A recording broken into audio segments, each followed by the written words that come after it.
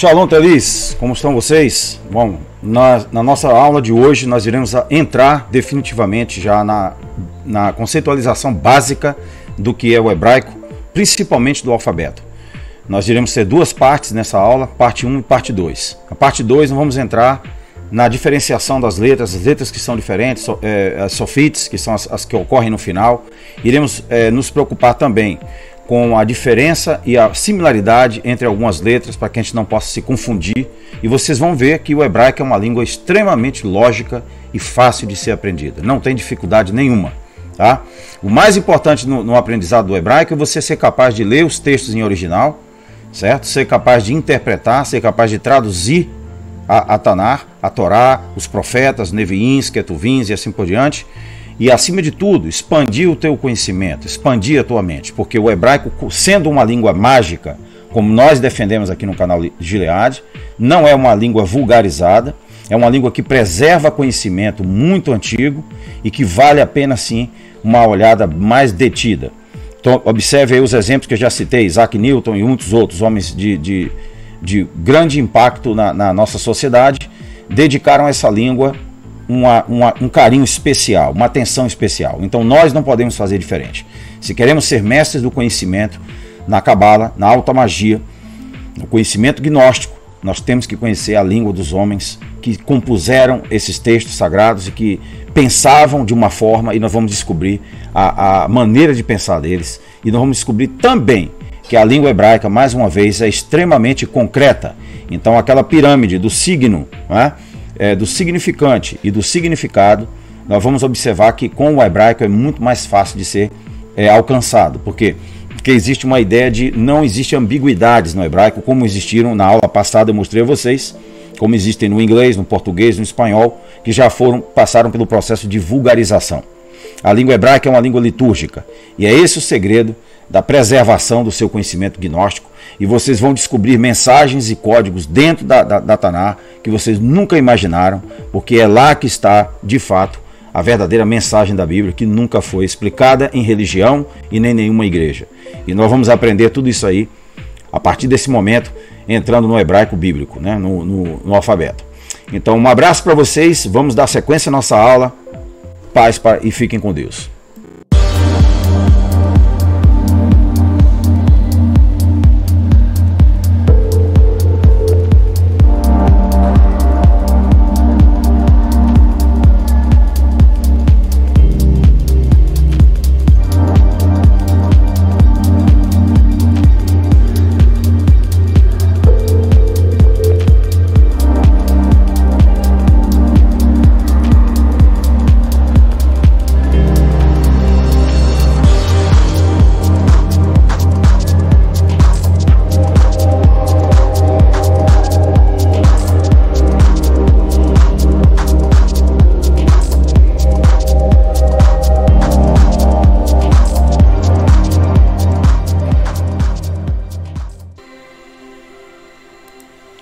Pois bem, então, Telis, o alfabeto hebraico e a sua magia.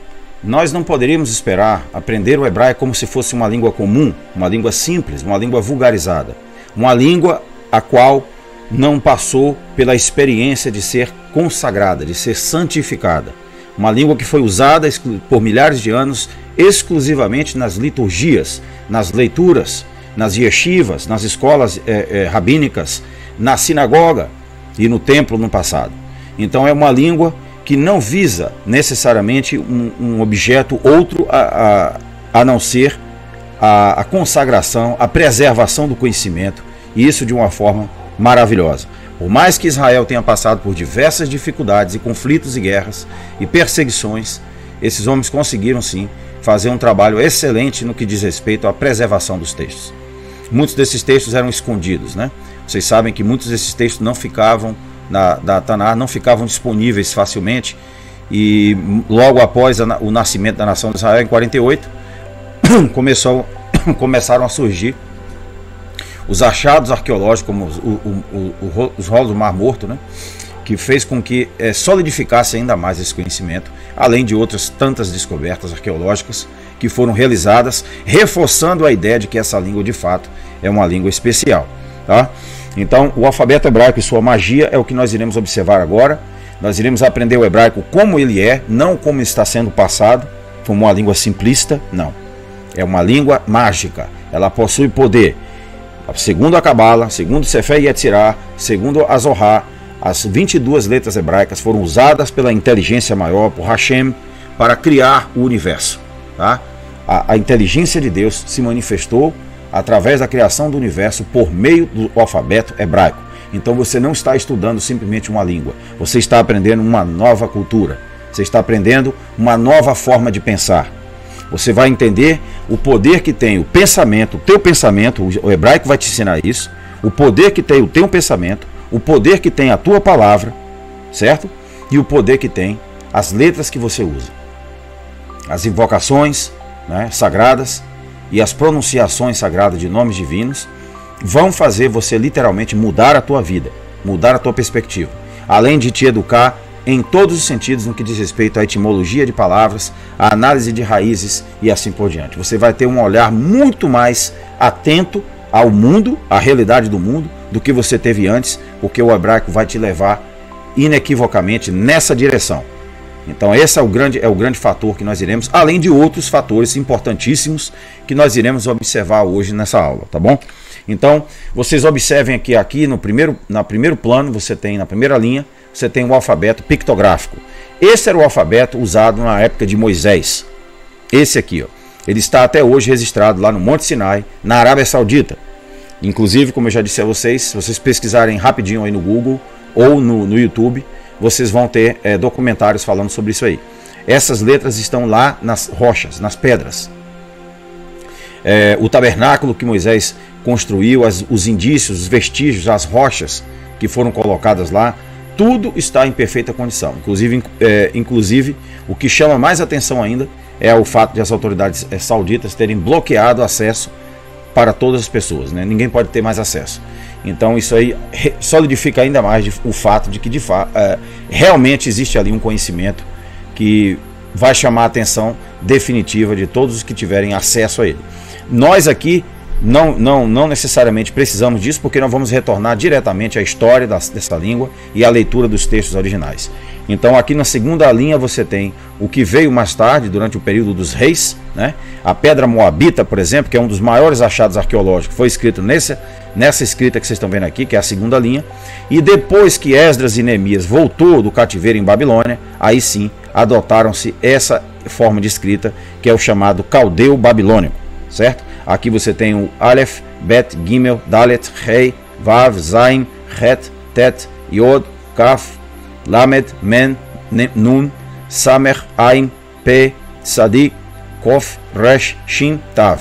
Então você tem todas as 22 letras do alfabeto hebraico, sendo que algumas dessas letras, que são as Kefat, Gebat, você vai ter a notação específica do Dagesh, que vai mostrar que a letra é diferente. Begat, Kefat são as letras que mudam, né, a sua pronúncia de acordo com essa pontuação especial que vocês vão ver. Então nós vamos observar, em comparação com esses dois outros escritos, além deles os alfabetos mágicos também, porque nós vamos precisar escrever, né, na alta magia, no nosso livro sagrado, nosso livro das sombras, você vai precisar escrever em alfabeto mágico. Você vai escolher qual que você quer. Você vai escolher o celestial, o malachim, o passagem e o mago, né? O mago e os outros três são as 4 opções que você tem dos alfabetos mágicos. Nós vamos observar mais uma vez aqui detidamente o que eles significam e a correspondência. A partir do momento que você aprender o hebraico, você já vai saber quais são as letras do mágico que se referem a cada uma dessas letras. Porém, no mágico você não vai ter as vogais como você vai ter aqui. As vogais que são inseridas nessa última forma de escrita foram feitas durante o 8º século pela reforma dos masoretas. E foi importantíssima essa reforma, porque sem ela, talvez muitas palavras perderiam a sua pronúncia. Então os masoretas fizeram questão de preservar isso aí, né? E ao mesmo tempo também, como já é de praxe dos antigos escribas, colocaram e inseriram mensagens codificadas, e é isso que nós vamos descobrir, tá? Então o alfabeto hebraico possui 22 letras, aqui está ele no pictográfico, aqui estão as palavras no pictográfico. Se você não sabe o que significa NASA, se você não sabe o que significa OTAN, né, que eles dizem que é Tratado Atlântico Norte, né, Organização Tratado Atlântico Norte, você vai se surpreender com o estudo do hebraico, porque você vai começar a entender o que significam essas palavras, tá bom? Você vai aprender o que significa nazismo. A palavra nazi vem do hebraico, tá? Vocês vão observar que tudo que eles fizeram durante o século XIX foi um grande jogo de percepções. E só bem poucas pessoas conseguiram entender o objetivo real por trás de muitas dessas instituições, tá? Então, NASA significa o quê? Levantar-se, ó, erguer. Tá vendo? Tem tudo a ver, né? Tudo a ver. O sur, ó, a palavra sur significa remover. Sakak, ó, significa cobrir. Sut significa virar-se para o lado. Set significa rebelar-se, né? E chassar significa plunder, ou seja, atacar, vamos dizer assim, tomar sorrateiramente de surpresa, né? Essa palavra significa isso. Então, vocês vão observar que pelos códigos e pela forma em que o texto está escrito, pela forma em que está construído, você vai conseguir entender com maior clareza, não só a sintaxe daquela palavra, né? Daquela palavra específica, né? A ordem das palavras dentro de um parágrafo, por exemplo, né? A sua ordem. E vocês vão entender também a hermenêutica por trás disso aí e a pragmática, que vocês vão ver lá mais à frente. No nosso estudo mais avançado, vamos estudar a pragmática, né? Fazemos análise sintática e hermenêutica, para que a gente possa, através da diagramação, entender. Vocês vão entender exatamente o que é a diagramação, para quem nunca teve a oportunidade de fazer. Vocês vão fazer aqui com a gente e vocês vão descobrir coisas maravilhosas sobre o estudo dessa língua, coisas que a religião nunca nos ensinou e nunca irá, porque não é esse o objetivo deles. Então vamos observar o que o alfabeto possui de mistério para nós. Bom, além dos alfabetos mágicos como o hebraico, por exemplo, né, o assírio, o aramaico e assim, e muitos, o egípcio, hieróglifos egípcios, né, existem também, claro, outras línguas sagradas que foram tiradas da história através de um processo constante de vulgarização, né? E uma dessas línguas é justamente os rúnicos, né? Que é a língua dos vikings. Os vikings foram, após a sua civilização colapsar, né? Deixar de ter aquela força do período clássico, eles passaram a perder a sua língua, né, através de medidas que vieram para eliminar essa língua sagrada. Essa língua sagrada fez com que os vikings conquistassem todas as suas vitórias. Essa língua sagrada fizeram com que eles obtivessem conhecimentos metafísicos nunca imaginados. Então todos os povos antigos conhecem essa ideia da preservação da língua. Não é só os judeus, tá? Nós somos uma cultura, uma civilização bem jovem. Nós não temos assim uma tradição, né, literária de milhares de anos. Nós somos uma nação de crianças, vamos dizer assim, comparado com essas outras nações mais antigas.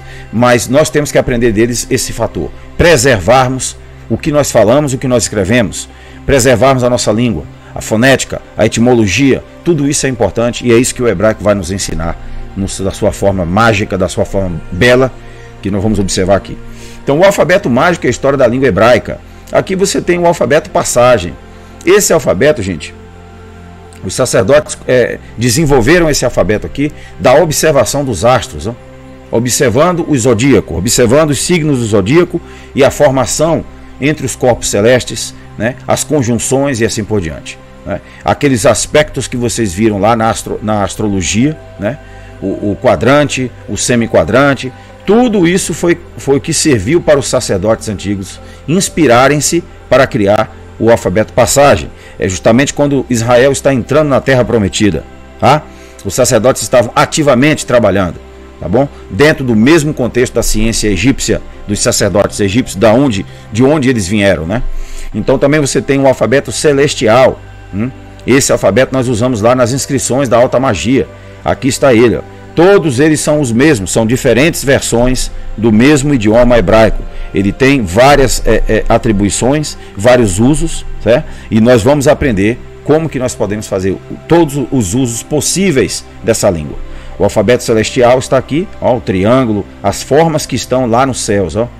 Tudo isso aqui são códigos, são símbolos que mais tarde vieram a fazer parte da codificação da astrologia, codificação dos signos dos astros na astronomia. Se você for fazer uma faculdade de astronomia, você vai saber de tudo isso aí. Você vai saber que existem códigos. E esses códigos vieram da da alta magia da língua hebraica, tá? E de outros símbolos também, egípcios, babilônicos e assim por diante. Porque, como eu disse a vocês, o conhecimento existe de forma universal. Ele está, o barato desse conhecimento que nós estamos adquirindo agora, é que nós vamos ampliar a nossa visão. O cabalista, ele não pensa como uma pessoa convencional, comum, mediana. Ele tem uma lupa, ele amplia tudo que ele vê, porque ele consegue analisar numa profundidade que as outras pessoas não conseguem. Esse é o grande principal treinamento e aprendizado que nós vamos concluir ao final desse curso, e todos esses cursos que nós estamos estudando aqui, desde a clavícula de Salomão, até o hebraico, até a numerologia, até a ergonomia que nós vamos estudar, a aurora dourada, todos esses conhecimentos que nós estamos adquirindo aqui vão depois confluir no final. Vocês vão ver que todos eles estão juntos. Não existe um curso é um curso e o outro é outro. Não. Aqui está tudo dentro de um contexto exato e vocês vão perceber isso com o tempo. Alguns, claro, já devem ter percebido. O primeiro, o alfabeto celestial, se baseia nas estrelas e suas virtudes. Ó. Tá vendo? Então se baseia exclusivamente na interpretação dos astros. Então é daqui que se diz que o hebraico é sim astroteológico. E nós vamos observar essas virtudes e estes sinais de astros inseridos dentro das narrativas bíblicas de uma forma magistral, de uma forma altamente profissional, pelos escribas, né? Eles inseriram ali dentro os aspectos dos planetas, e vocês vão observar isso.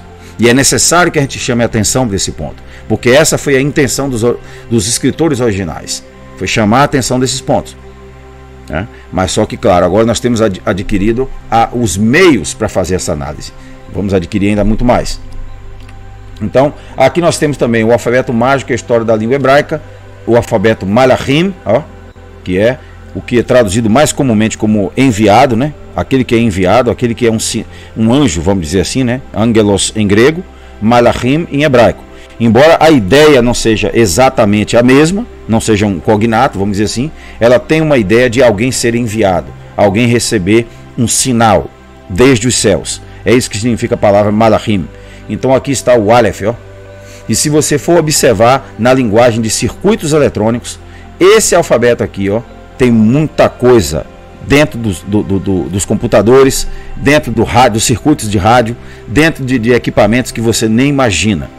Esses códigos aqui, ó. Por quê? Porque eles são códigos perfeitos, que têm força vibracional, porque são emitidos lá dos céus, tá bom? Aí depois você tem o alfabeto Mag, com toda a sua exuberância. Aqui está o Aleph em Mag, ó, Bet, Gimel, Dalet, Het. Então você vê que está todo aqui, ó, 22 letras exatamente do alfabeto Mag.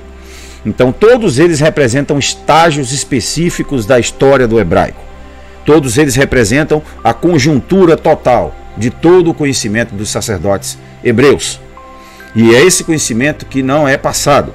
É esse conhecimento que fica fora do contexto e que nós agora iremos contextualizar. Porque esse conhecimento vai nos trazer grandes benefícios em sentido prático, em sentido conceitual, teórico, em vários sentidos, para mudar a nossa perspectiva, a nossa observação do mundo. Vocês vão observar isso. Bom, a forma que temos na Taná é o caldeu babilônico. Então você tem essa forma aqui, ó, Aleph, Bet, Gimel, Dalet. Aqui estão os números, né, deles, ó, os números que correspondem a eles, até o Tav, que é 400, né, que é a 22ª letra, e tem um valor de 400. Então aqui estão todas as letras que nós vamos aprender a memorizar essas letras primeiro, né? Vamos aprender a comparar as letras que são similares, as letras que são as diferenças que existem entre essas similares, para que a gente possa identificar de forma correta, e depois então nós vamos passar para as vogais, o sistema de vogal. Aí sim nós já vamos começar a escrever o nosso nome, porque nós já vamos começar a aprender a formar sílabas, tá? Nós já vamos saber escrever Roberto, Paulo, Sérgio, Ana, Beatriz, ou o que for. Nós vamos escrever os nossos nomes dentro do contexto hebraico. Vocês vão ver que mágica maravilhosa vai ser essa. Nós vamos também estar apercebidos de que existem entes ambíguos que foram inseridos nas línguas vulgares, como inglês e português, como por exemplo o C, que não existe, né? É o Kaf, né? É o K, é a verdadeira letra. Então quando nós formos fazer essa análise numerológica dos nossos nomes, né, dentro da numerologia hebraica, que nós estamos fazendo no outro curso, nós vamos saber exatamente como colocar as letras verdadeiras em hebraico. Não as letras que foram criadas posteriormente e que não existem ontologicamente. Vocês viram na última aula o valor que a ontologia tem dentro do estudo da filosofia, dentro da linguística, principalmente do conhecimento gnóstico da Cabala.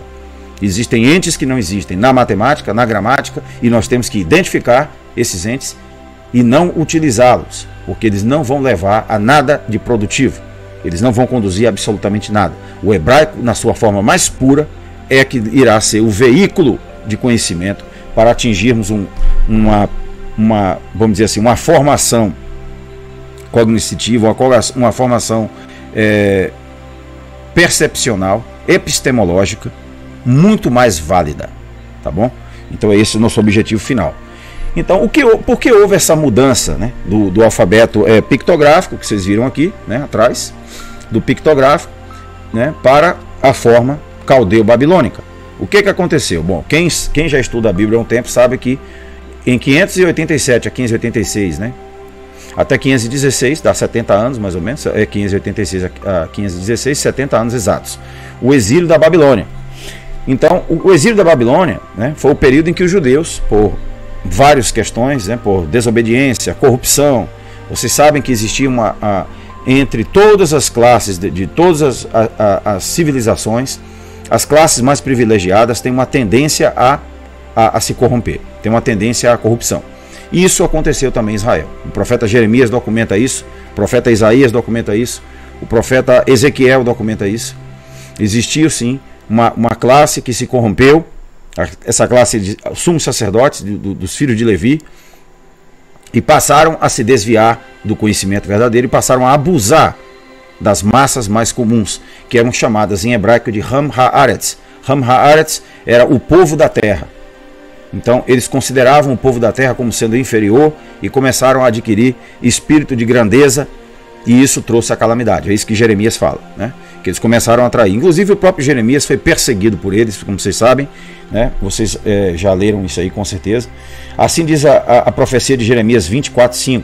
Pois assim diz o Senhor: eis que te farei um terror para ti mesmo e para todos os teus amigos, e eles cairão pela espada dos seus inimigos, e os teus olhos o contemplarão. Eu darei todo o Judá na mão do rei da Babilônia, e ele os levará cativos para a Babilônia, e os matará com a espada. Olha só. Então a Bíblia não é um livro para pessoas fracas.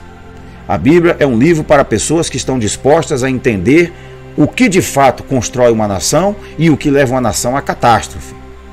A corrupção vamos dizer assim, é o índice que se pode usar para medir esse fracasso ou esse sucesso, esse nível de fracasso ou sucesso. Isso é clássico, porque é isso que aconteceu lá no passado, em diversas civilizações, inclusive na última agora do grande período clássico, os romanos, né? Eles começaram a entrar em decadência por causa justamente disso, e aí se tornaram meras lembranças, né? Fantasmas, né? No passado.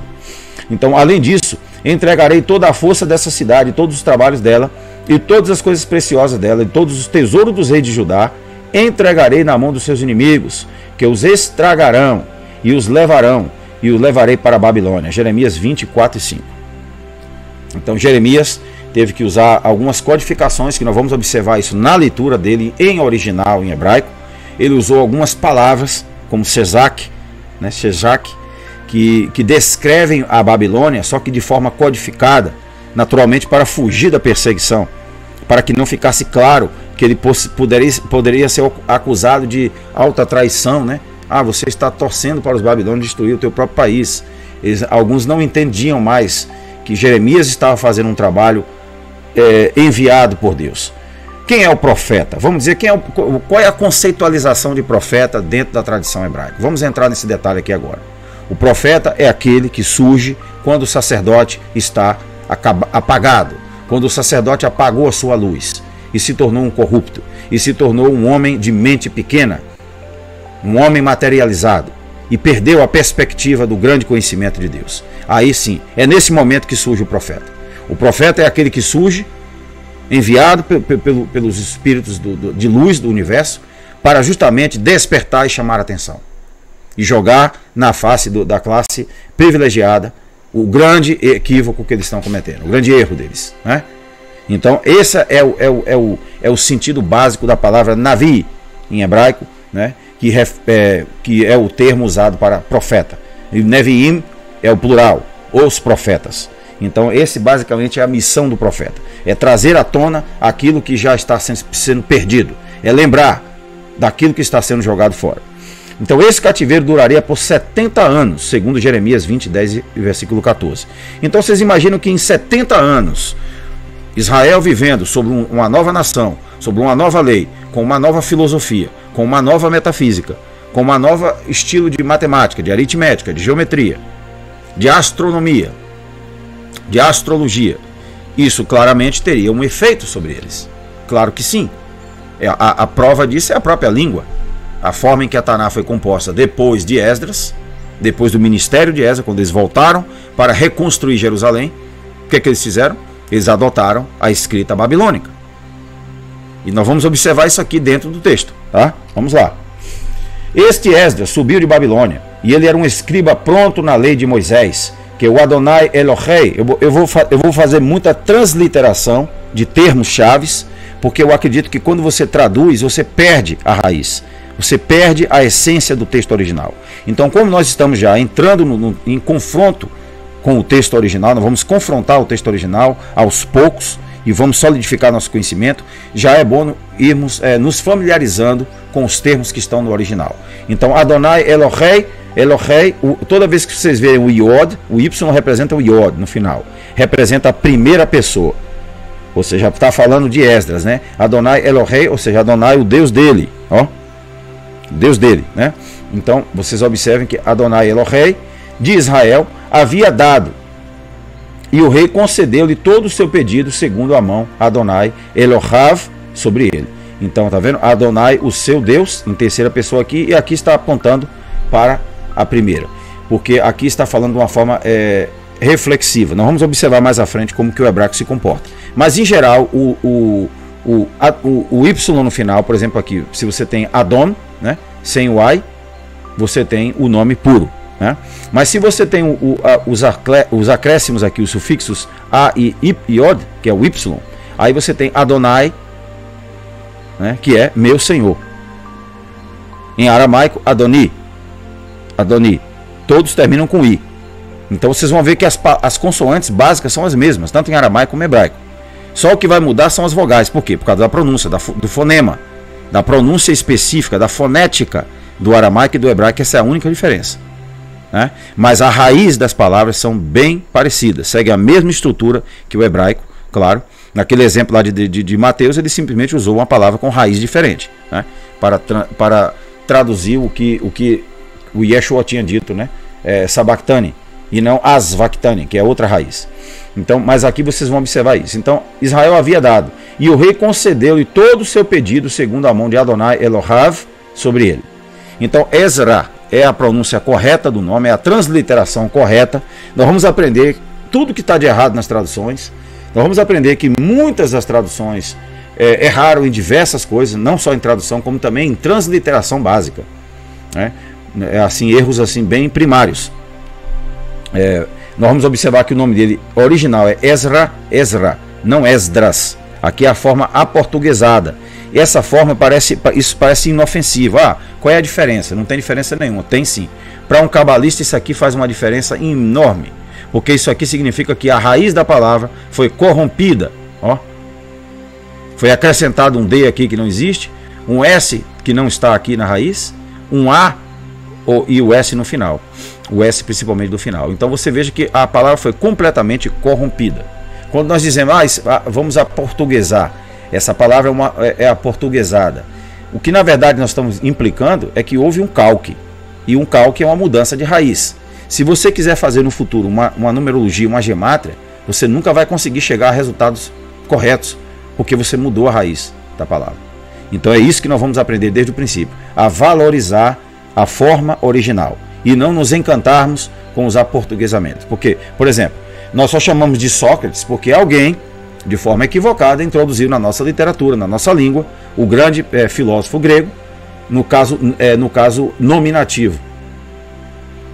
né? No caso vocativo, e não no caso nominativo, que seria o nome dele, né? O que nós temos hoje é a forma do vocativo. O vocativo é quando você está invocando a pessoa, quando você está falando a ela. É a deixi, né? A deixis é justamente quando você está referindo-se a uma pessoa. Entendeu? E você observe que se nós formos, Sócrates não está mais entre nós, como nós poderemos usar o vocativo? Então, o nominativo dele é Socrates, não Sócrates. Sócrates é quando existe aí o vocativo. Vamos aprender isso tudo aí, as diferenças, as distinções disso aí, a importância que isso tem para o nosso pleno conhecimento do que uma língua clássica realmente representa. Então, aqui você tem, por exemplo, Bereshit bara Elohim et hashamayim ve'et haaretz, né? Aqui você tem o verbo, você tem o Elohim, et, que não é traduzido em nenhuma tradução. Vocês vão descobrir por que esse et, essa partícula aqui, ó, não é traduzida em nenhuma tradução. Qual o mistério por trás disso aqui? Vocês vão descobrir isso aqui. Vocês vão dominar esse conhecimento. Vocês vão saber ensinar a outra pessoa, tá? Quem tiver interesse. Porque vocês vão obter um conhecimento que vocês vão querer compartilhar. Porque você não vai se sentir confortável guardando isso para você, né? Então, Hashamayim, os céus, Ve'et, aqui ocorre novamente a mesma partícula, só que com Vav, com a conjunção, e Haaretz, a terra. E aqui você tem o mesmo texto no pictográfico, ó. Antes de Esdras, né, voltar da Babilônia, era assim que eles iriam ler Gênesis, ó. Bereshit, bara Elohim, et Hashamayim, ve'et Haaretz. A única diferença que você claramente pode notar é que aqui está cifrado, aqui existe uma cifra. Aqui existe uma encriptação do que de fato cada letra quer dizer. Cada letra se refere ao quê? A que objeto? Qual o signo? Qual o significante e qual o significado? Né? Então, qual o signo, qual o significado e o significante, né? Que refere-se ao típico, né? A pessoa típica. Então, é a mesma coisa que nós vamos fazer aqui no hebraico com o típico, o éctipo e o arquétipo. São os três aspectos da existência ontológica que nós temos que aprender, né? Então, nós vamos aprender esse mesmo sentido aí, para que a gente possa entender com maior clareza, com maior amplitude aquilo que nós estamos estudando dentro desse texto maravilhoso. Então vocês observam que aqui é bem claro, ó, aqui está a cruz, ó gente, ó a cruz, ó. O que é que significa essa cruz? Olha a mãozinha, o iod, o que é que representa? Uma mão aberta, uma mão estendida, como que estado de meditação, como se o sacerdote estivesse sentado com a mão estendida, ó, em estado de meditação. Envolve o quê? A capacidade de atualização, a capacidade de trazer do mundo das ideias algo para o mundo da realidade. Nós vamos aprender isso aqui com o hebraico, vocês vão ver que coisa mágica, né? Vocês vão aprender, vão ficar absortos nesse conhecimento, porque ele não vai te dar nada que não seja concreto. E aqui você vê o Shim, né, que representa os dentes, ó, na boca, né? Ó, Bereshit, tá vendo? Aqui você tem a cabeça de touro, que é o Aleph, ó, o boi, se refere ao boi. Aqui você não saberia nunca que ela está se referindo a um boi, ó. Fica muito mais difícil. Aqui está o Resh, ó, aqui o Resh, ó. Como que você saberia que isso aqui é a cabeça humana? Ó, aqui, ó, a cabeça humana, ó.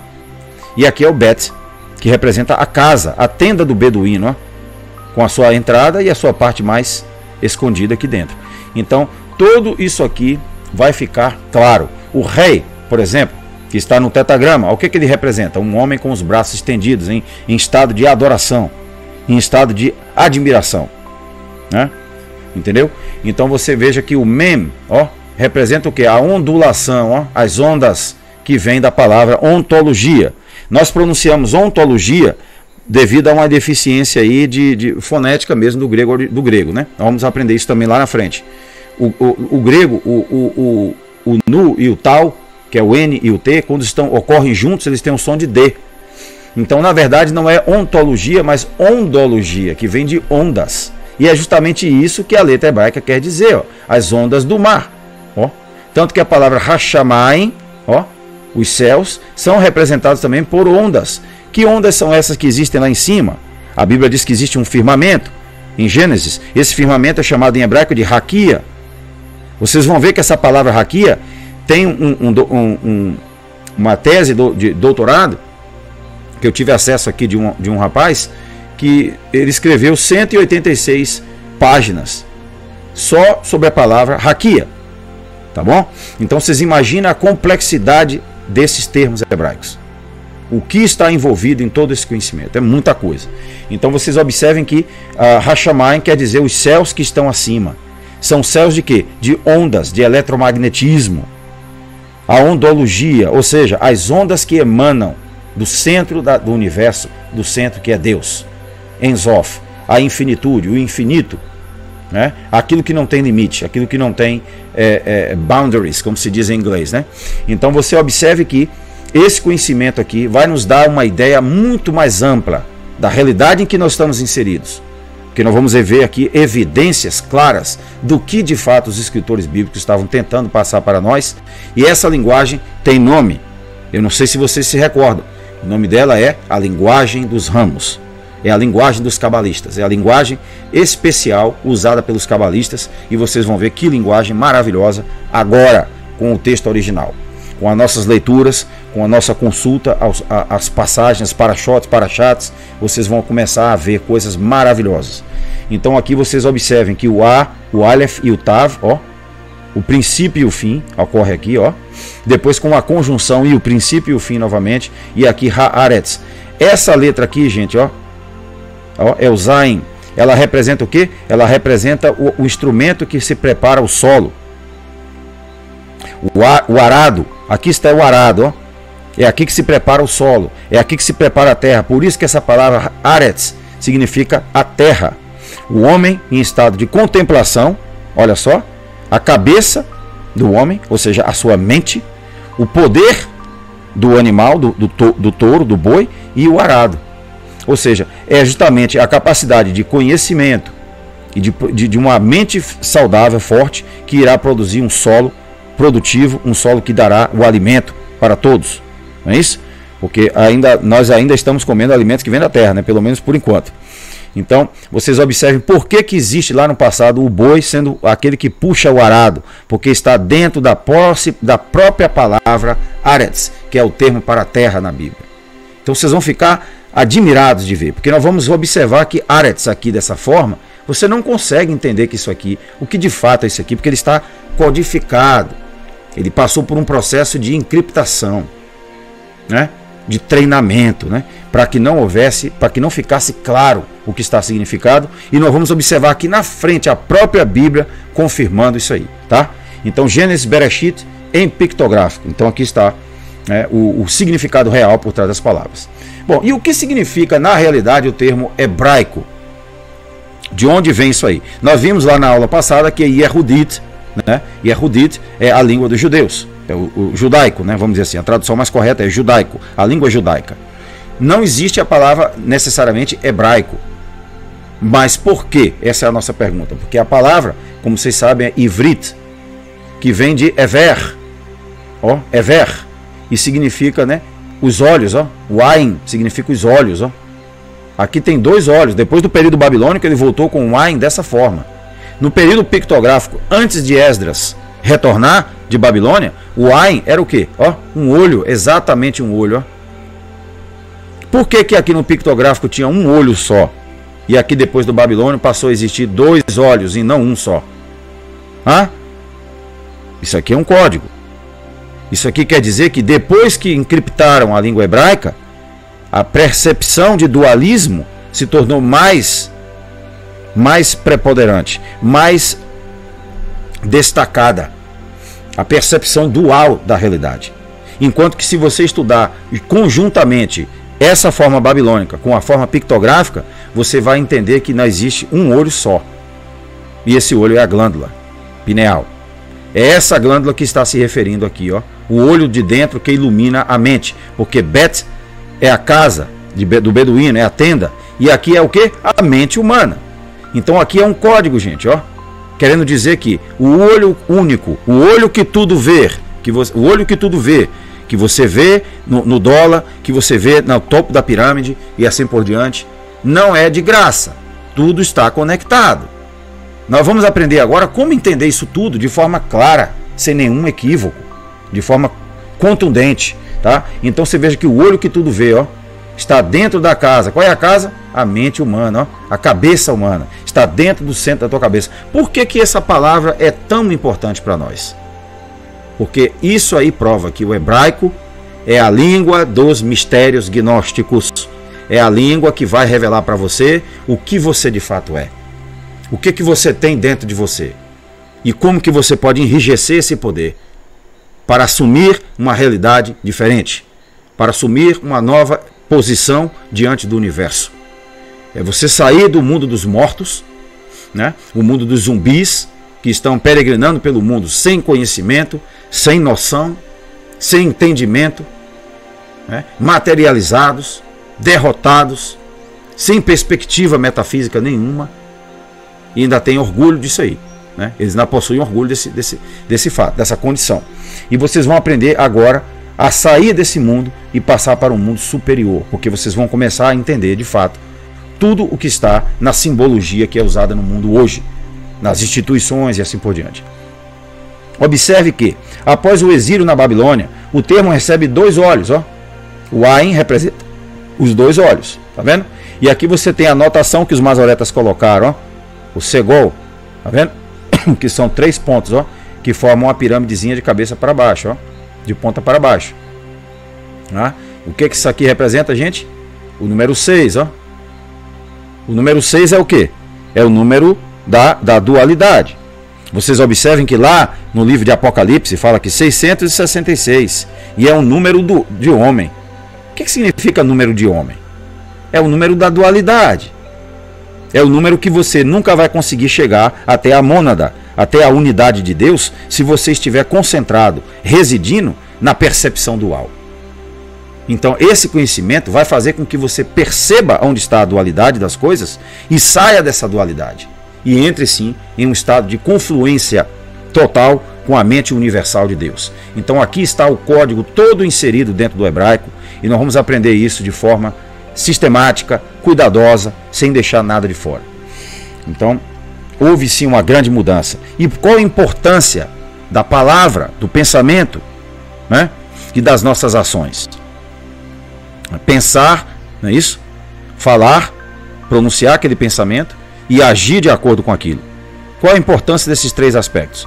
Importantíssimo. Por quê? Porque o Evangelho de 2 João, capítulo 1, versículo 1, diz o seguinte, ó, em arqui em hologos, que hologos em proston theon, que theos em hologos. Ou seja, e no princípio era a palavra. Né? A palavra é mais do que palavra, porque na verdade é a lógica. Dessa palavra vem a logística, vem a lógica, tá? O raciocínio lógico. E a palavra estava com Deus e a palavra era Deus, tá? Então, essa palavra possuía o quê? Desculpa aí, gente. Essa palavra possuía a mente de Deus, ela pertencia ao poder, ao atributo divino da criação. Isso é um indicativo de que os evangelistas do primeiro século, os cristãos, os judeus, como João, né? Yohaná, que em hebraico ele é chamado Yohaná, entendiam que o princípio da criação de Deus era o quê? Foi a palavra. Foram o quê? As 22 letras do alfabeto hebraico. Foram o uso de palavras específicas que trouxeram isso tudo que você está vendo aí, à realidade. Da mesma forma, você recebeu esse poder de palavra, e esse poder de pensamento, e esse poder de emanação. E você tem que treinar isso aí, através da alta magia, através da meditação cabalística que nós vamos aprender aqui, através do nosso ritual que nós já vamos fazer, o ritual do pentagrama, invocação e banimento, tá? Eu prometo a vocês que sexta-feira nós vamos estar com tudo isso organizado, com a enquete, com tudo certinho. Estou preparando tudo bem direitinho para a gente não perder tempo, fazer tudo de forma correta. Então vocês vão observar que toda essa prática vai fazer com que vocês despertem uma mente muito maior. Vocês expandam literalmente a mente de vocês a uma proporção assim mágica, vamos dizer assim, não tem outra palavra. Então João sabia que era na palavra que estava o mistério de Deus, ó. E aqui nesse texto aqui, ó, a palavra foi o princípio de tudo, segundo Filo, judeu de 250 a.C. Ele fala que através da palavra as coisas foram postas em ordem. Que são as coisas? Os astros, o sistema solar, o nosso mundo, a nossa esfera de existência, né? Então vocês observem, aqui ele diz assim, ó, então ele criou a substância incorpórea da água e do ar, e acima de tudo ele espalhou a luz, sendo a sétima coisa feita, e assim novamente incorporou, assim também era incorpórea, e o modelo do Sol perceptível apenas ao intelecto, e todas as estrelas dadoras de luzes, ó, de luzes, que estão destinadas a permanecer juntas nos céus.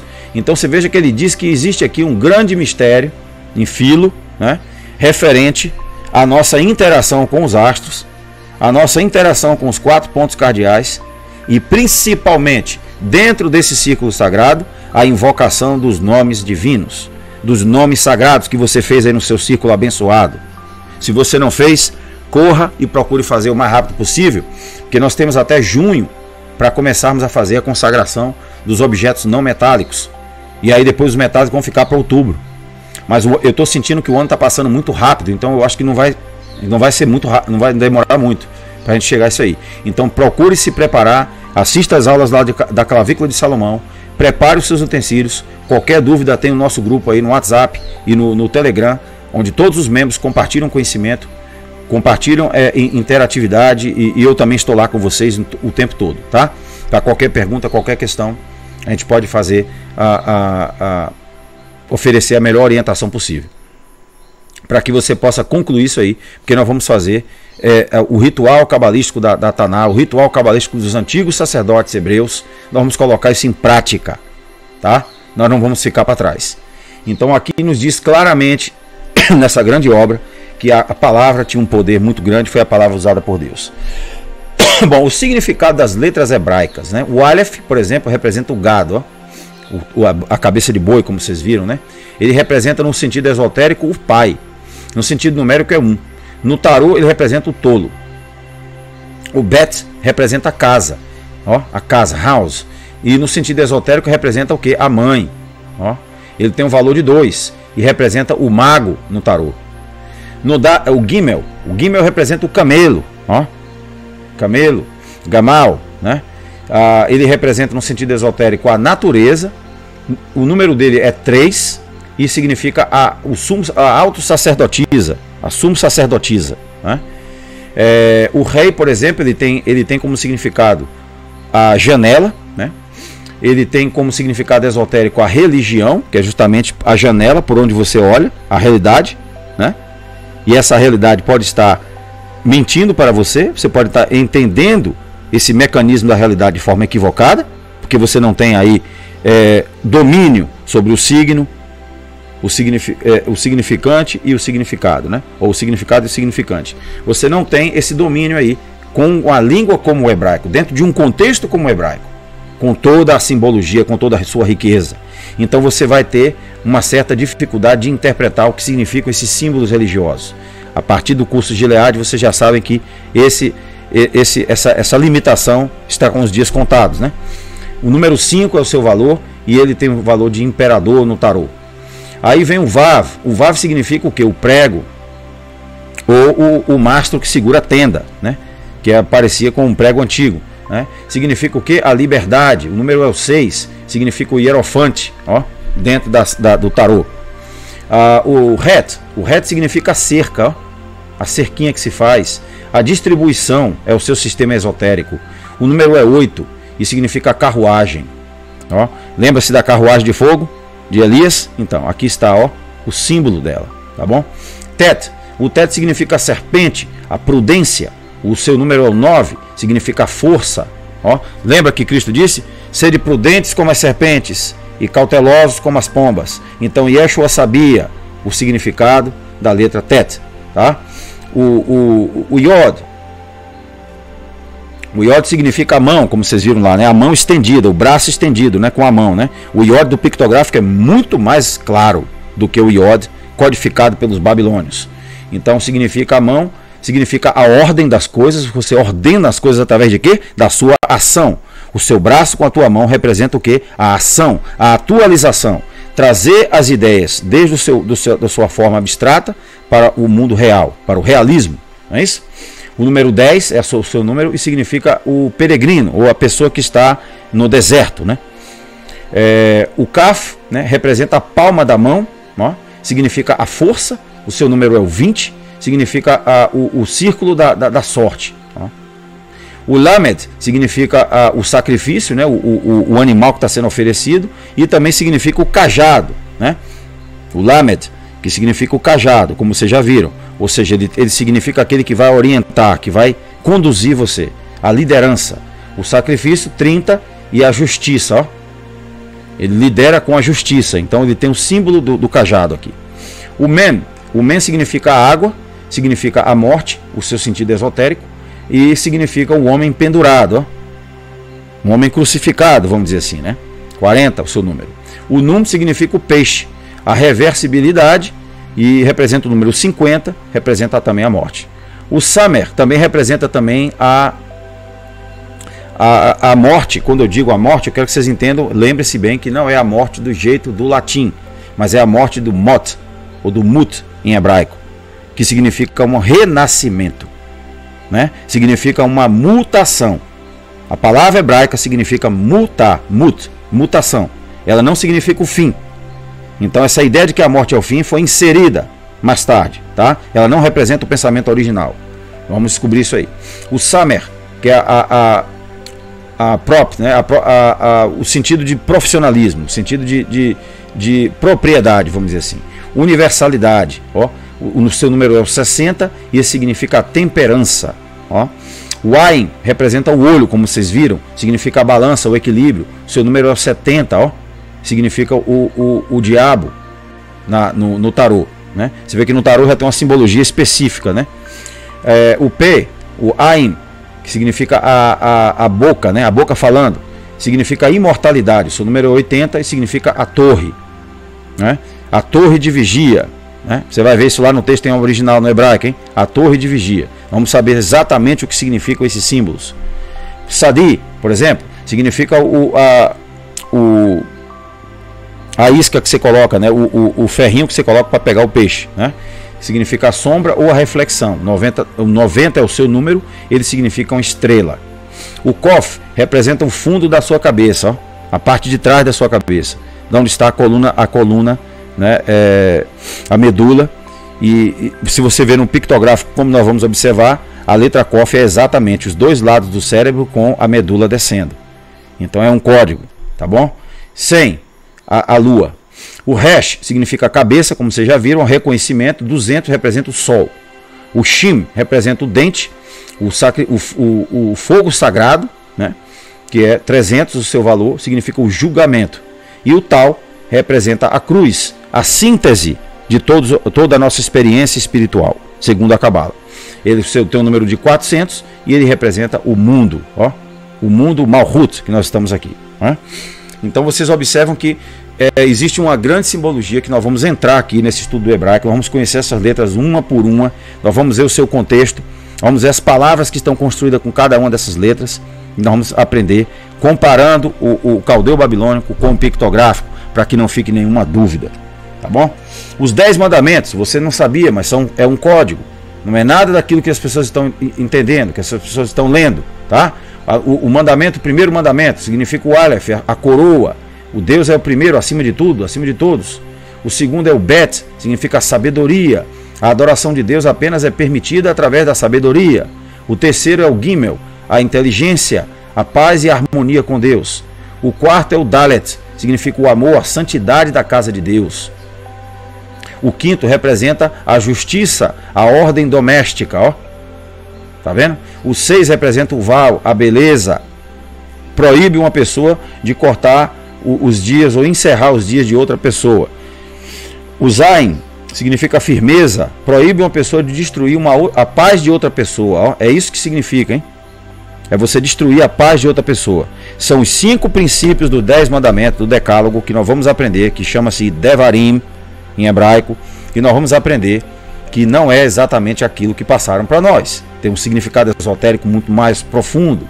Het é o esplendor. Proíbe uma pessoa de roubar os meios de vida de uma pessoa.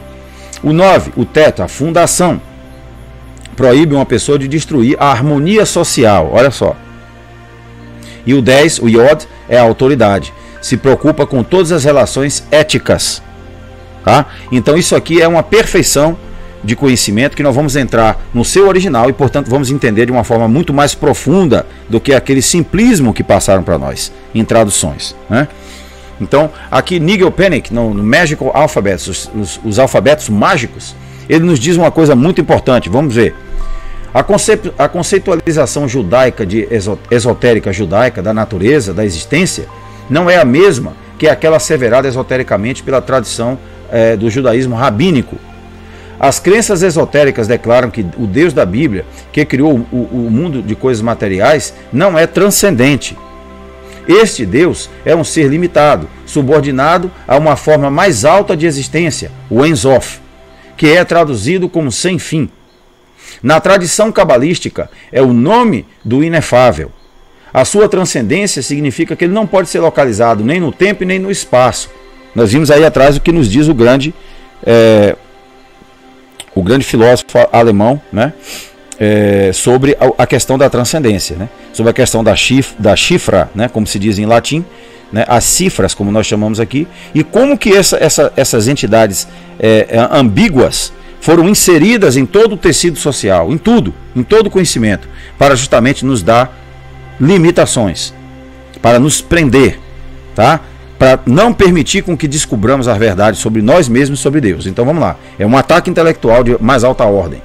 Então vamos lá, diz o seguinte: o Ein Sof existe além dos domínios da causa e do efeito, além do desejo, além dos domínios do ser e do não ser. Sua natureza é, portanto, além do entendimento humano. A criação como a criação de Deus é apenas um agente do Ein Sof, a criação do universo em si mesmo veio diretamente do Ein Sof através de um processo complexo, atingido pela operação de certas emanações do Ein Sof ou da Sefirot, que formam o nosso corpo. Aparecendo na Cabala, as Sefirot são como um link entre o universo material e o Ein Sof. Então, o veículo, que é a carruagem de Elias, né? A carruagem de fogo, que não era uma carruagem de fogo, é aquilo uma forma alegórica de descrever o que está acontecendo dentro de nós, da alquimia que vai provocar com que você entre em ação, em contato com Deus imediatamente, né? É através dessa transformação alquímica, é isso que nós vamos aprender aqui, tá? Então, como muitas outras tradições esotéricas culturalmente ligadas, a Cabala judaica não é baseada na experiência externa, dos 5 sentidos, tá? Isso aí é como nós nascemos presos aos 5 sentidos. Ah, isso está amargo, isso está azedo, isso está aquilo outro, isso está feio, está alto, está gordo.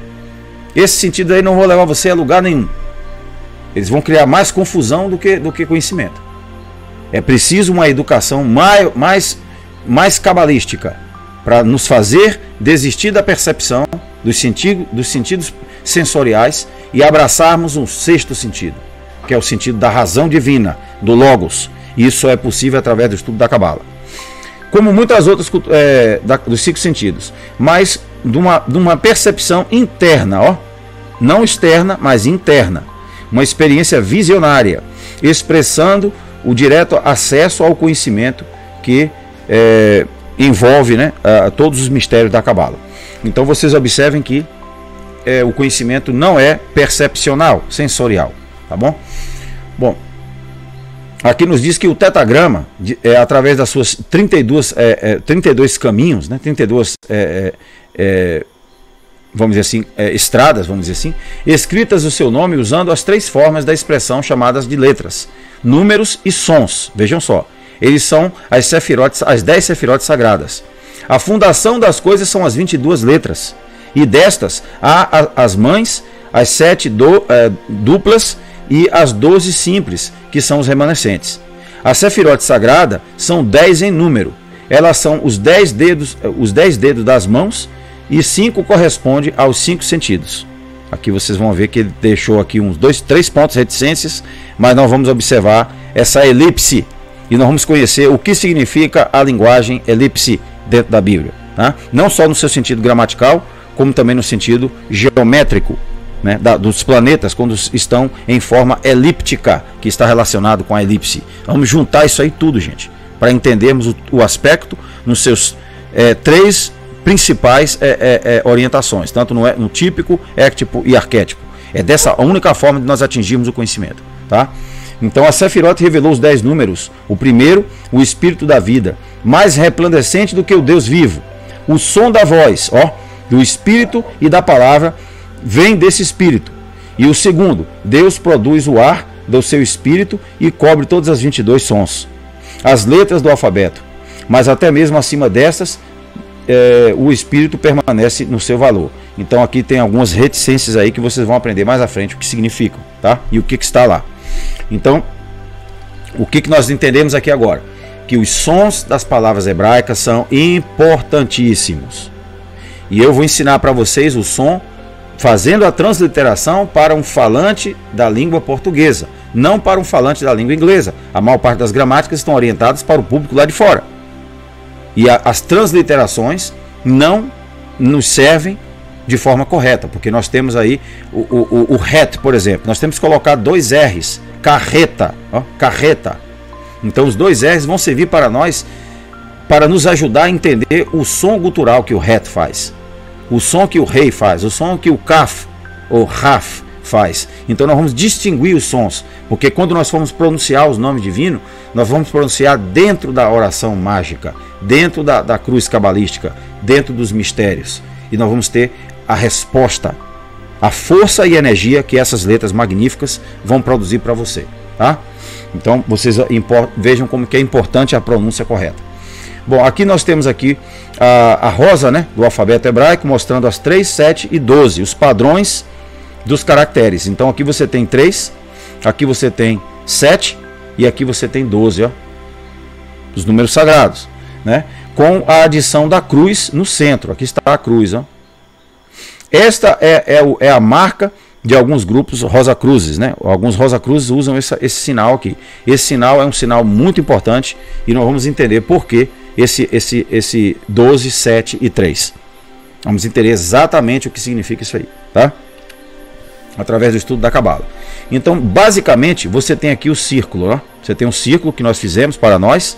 Você tem aqui a orientação dos 4 pontos cardeais que formam uma cruz. Você tem a dimensão de cima e a dimensão de baixo. As letras do alfabeto hebraico correspondem a todos esses pontos aqui, né? Da orientação cartesiana, né? de Renan Descartes. Então você vai ter o uso dessas letras nessas direções aqui, é o segredo para o desvelar da nossa espiritualidade. É o segredo para o nosso crescimento intelectual, para a nossa adquisição de força espiritual. É o segredo para nós dizermos ao universo, eu já estou cansado de viver pelos 5 sentidos. Eu quero atingir a sabedoria. Eu quero atingir o conhecimento de Deus. É isso aqui, esse arranjo aqui, Então aquele círculo que você fez, mais uma vez, a importância dele na Cabala é de suma importância. Não tem como você viver sem ele, porque é ele que vai ser o teu primeiro passo dentro do arranjo de mundo, da concepção de Deus, da ideia de Deus, tá? Nesse estudo consideraremos as 2 formas do caracteres hebraico, né? Nós temos 2 formas. Nós temos a Ketav Merubá, Ketav Merubá, que é o quadrado, né? As letras quadradas que você está vendo aqui, babilônicas. E nós temos também o Ketav Ashuri, que é o assírio, né? O assírio é essa forma aqui, Essa é a forma assíria. Então nós vamos considerar as 2 formas de escritos também, porque isso ajuda a ampliar o nosso conhecimento, tá? Ajuda a nos dar essa força. E para isso nós vamos usar essa fonte de conhecimento maravilhosa aqui, que é a Biblioteca Assíria, na internet, online, tá? Então aqui vocês vão descobrir exatamente por que houve essa mudança por parte depois do exílio da Babilônia e por que é importante sim incluirmos nessa equação o pictográfico e conhecermos ao máximo como que essa língua foi interpolada pelo aramaico, porque tudo que nós vamos ler na Cabala está basicamente em aramaico, certo? Vamos lá. Uma das obras que nós vamos conhecer aqui no nosso estudo, claro, entre a literatura rabínica, judaica, cabalística, né? Nós vamos conhecer também a Sefer Hailot, Hailot. A Sefer Hailot são meditações, exercícios e todo o conteúdo místico não falsamente distribuído ao público. Ela está mais em hebraico. E nós vamos aprender o que essa grande obra prescreve para nós sobre diversos aspectos da invocação divina, das meditações, da respiração, a importância da respiração, no desenvolvimento espiritual de cada um de nós. Vamos aprender de fontes diretamente relacionadas ao conhecimento. Bom, quais são os objetivos desse nosso curso? Vamos lá, nós temos um objetivo. Qual o objetivo? Dominar a pronunciação do hebraico bíblico, primeiro objetivo. Dominar as formas e uso das palavras hebraicas. Dominar o vocabulário de 400 palavras hebraicas. Aprender como analisar qualquer palavra hebraica, seguindo o padrão 2 raízes, 3 raízes. Né? Aprender a traduzir o hebraico bíblico padrão, você vai aprender a traduzir também. Os métodos de tradução, a ciência, as técnicas que se usam nas traduções. Aumentar a apreciação por essa língua mágica. Você vai, claro, começar a apreciar muito mais quando você vai aprendendo, quando você vai começando a entender. E principalmente quando você vê que não é essa dificuldade toda que estão apresentando pelo mundo afora. É muito simples o hebraico, gente. É uma língua muito acessível. Vocês vão observar que não tem dificuldade. Vocês vão perceber isso aí. Tá? Desenvolver o compromisso de usar o hebraico para estudos bíblicos significativos. Então, depois que você começar a falar em termos de hebraico, você não quer mais ler traduções. Tá bom? Você só vai agora se contentar com o original. Porque você vai ver a superioridade do original em comparação com a tradução. Então, você não vai querer voltar mais. Tá? Quando você sobe o terceiro degrau, você não quer voltar para o primeiro. Tá? Quando você está no quinto, você não quer voltar para o terceiro. A mesma coisa vai acontecer aqui. Bom, qual será o nosso método? Cada lição compreende 3, número mágico, ó, sessões: gramática, vocabulário e prática, mediante exercício. A sessão de gramática introduz os estudantes aos elementos da língua hebraica aos poucos. Os estudantes encontrarão toda a gramática essencial para a leitura do texto hebraico. A sessão de vocabulário introduz os estudantes a 10 palavras, número mágico também. Ó. Então, a cada lição vocês vão aprender 10 palavras novas. 10 palavras novas, e assim vai, certo? Só que a sessão prática, os exercícios, né, que possui 4 subdivisões, 4 também número sagrado, foco no novo material isola a nova gramática, novo aprendizado, de forma que os estudantes possam praticar com novos elementos, sem a distração do material novo. Tá? Então, a revisão das lições prévias certifica-se de que os estudantes possam rever todo o material aprendido de forma sistemática. Essa subdivisão também prepara os estudantes para a próxima lição. Por exemplo, os estudantes revêem a forma morfológica, né, a morfologia e os usos de adjetivos antes da lição sobre os particípios, devido ao alto nível de similaridade entre esses dois estudos. Pondo tudo em contexto, é uma parte que dá aos estudantes a oportunidade de sintetizar tudo o que aprenderam em qualquer dado momento. Então vocês vão sintetizando o conhecimento, construindo o edifício espiritual de vocês, construindo a ontologia dos entes, que são as letras hebraicas, que são os entes vivos, que você vai aprender a dar força a essas palavras, você vai transformá-las em palavras vivas, né, através da alta magia. Então elas vão ter um poder de reverberação, um poder de vibração, de frequência, de emanação de energia divina. Né? Então, tudo isso vocês vão construindo e juntando ao todo. Lendo a Bíblia em hebraico é a parte que provê aos estudantes necessária experiência com o texto real da Bíblia em cada lição, da 1 até a 40. Pontos de destaque. Vamos ter aqui lista de vocabulário português hebraico. Vamos ter respostas aos exercícios, então você não fique inseguro. Ah, como é que é isso aqui? Não sei. Vou ficar desestimulado porque não sei. Não. Esse curso aqui é orientado para você estudar em casa. Então você vai ter a resposta para todos os exercícios da lição 1 até a lição 40. Todas as respostas. Para quê? Para que você possa ter confiança de que você está fazendo as coisas certas. E se você tem dúvida, você elimina a dúvida, porque você tem lá a resposta. Tá? Claro que você vai procurar primeiro fazer por você mesmo, né? Mas você vai ter sim a garantia disso aí. Então, os exercícios gráfico-morfológicos para os verbos também, vocês vão ter todo esse aparato aí de conhecimento. Uma coisa que nós temos que pensar agora, que nós estamos empreendendo o conhecimento dessa língua mágica, que eu tenho certeza que vocês vão se apaixonar. Você é mais forte do que pensa e será mais feliz do que imagina estudando a língua hebraica. Porque a nossa forma de abordagem do hebraico não é uma forma que é comumente ensinada nos outros cursos.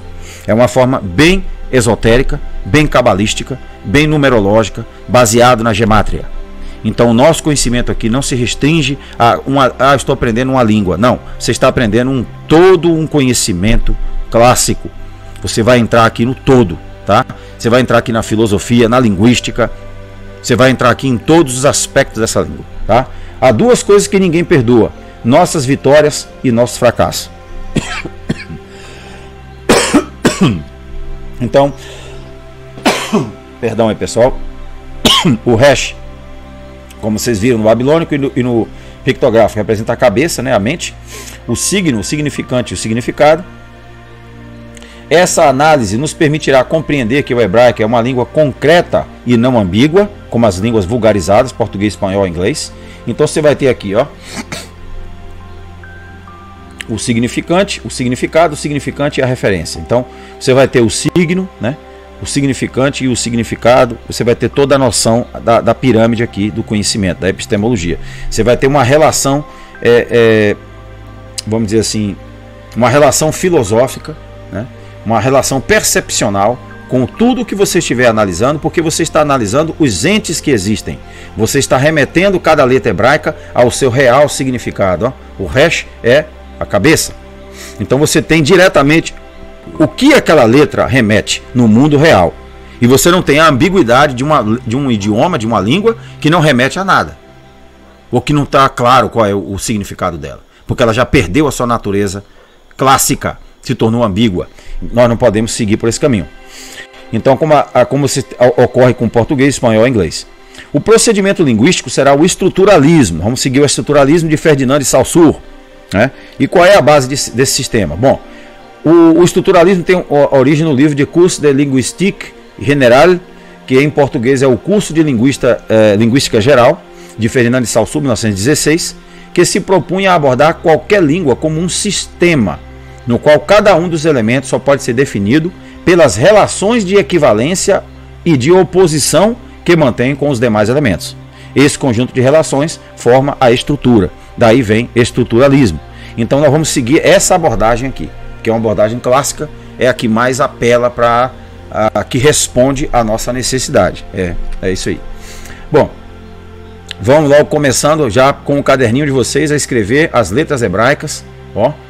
Vão pegando aí mais ou menos quais são as linhas que você tem que fazer. Vão praticando, vocês vão ver que em pouco tempo, antes de vocês encherem 3 páginas, vocês já vão estar fera. Vocês já vão estar escrevendo de forma correta. Nós vamos aprender também a forma cursiva, tá? Para que quando você queira escrever alguma coisa, sem que ninguém entenda, a não ser alguém que realmente domina o hebraico, você pode escrever de forma cursiva também. Mas, principalmente, nós vamos também aprender a forma convencional que está no texto. Tá bom? Então, shalom para vocês, Lehi Traot. Essa semana, amanhã, nós vamos já preparar a lição de numerologia e gemátria para continuarmos a nossa avaliação dos primeiros princípios da numerologia gemátrica, que é os primeiros 4 procedimentos, né, que nós vamos seguir. Nós vamos dividir entre 4, porque são 16, e a gente vai fazer aí a análise da formação de palavra e como que isso funciona dentro da tradição rabínica. Bom, no nosso próximo curso de hebraico, semana que vem, nós vamos ter a aula 2, parte 2, essa é a 2, parte 1. Nós vamos ter o alfabeto hebraico já, o vocabulário e os exercícios, já vão começar. A aula 3, as vogais, vocabulário e exercícios, que é o próximo curso, a próxima aula. E a aula número 4, as sílabas, a sheva e o dagesh forte. Então, a partir dessa aula número 4 aqui, vocês já vão perceber que vocês já vão começar a ser capazes de ler palavras em hebraico, de identificar os sinais, de identificar as sílabas, de identificar a vogal, tônica, átona. Vocês já vão começar os primeiros passos nessa leitura. Isso vai trazer uma satisfação a vocês muito grande, porque você vai começar a entender uma língua que já existe há 4.500 anos atrás. É uma tradição maravilhosa, uma tradição que merece a nossa consideração. É a língua de Deus, e nós não podemos falar com Deus sem falarmos a língua dele, sem entendermos o pensamento dele inserido dentro dessa conjuntura de conhecimento magnífico que é a língua hebraica e a sua literatura. Um abraço para vocês e até a próxima. Fiquem com Deus. Bom, então, Telis, como vocês viram, a língua hebraica é uma língua fascinante e não é uma língua impossível de ser aprendida. Vocês vão ver com o nosso método aqui que vai ser muito fácil aprender a língua hebraica e partirmos para um conhecimento, uma visão de Deus, uma visão do mundo espiritual muito mais ampla, como nenhuma religião jamais nos proporcionou, tá? Nós vamos incluir todos os grandes temas aqui, a filosofia, a teologia, a ontologia, a lógica, tudo vai estar incluído aqui, porque nós vamos lidar com o hebraico como uma língua viva, como uma língua numerológica, aplicando a gemátrica rabínica, aplicando toda a metodologia de ciência deste grande, que está inserida nesse grande conhecimento, que está codificada lá no texto original, na Tanar, e nós vamos aprender tudo isso. Eu gostaria que, se você gostou do conteúdo do curso, se você gostar da aula, não se esqueça de dar um like, tá bom? Porque isso ajuda bastante o canal a crescer. Se você acha que o conteúdo é digno e é merecedor de atenção e pode ampliar o seu universo de influência, né, para mais pessoas no mundo, vocês vão, por favor, contribuir com isso aí. Dê um like na aula e ajudem o canal assim a se desenvolver e a crescer. Nós vamos também proporcionar depois as legendas em espanhol, em inglês, alemão, francês, para o conteúdo de todas as aulas que nós temos aqui no curso, tá? Então, até a próxima aula, até a aula número 3, onde nós iremos entrar de fato no hebraico bíblico. E amanhã, na próxima aula de numerologia, nós iremos dar sequência ao nosso conhecimento numerológico, aplicando a gemátria. Um abraço para vocês, gente.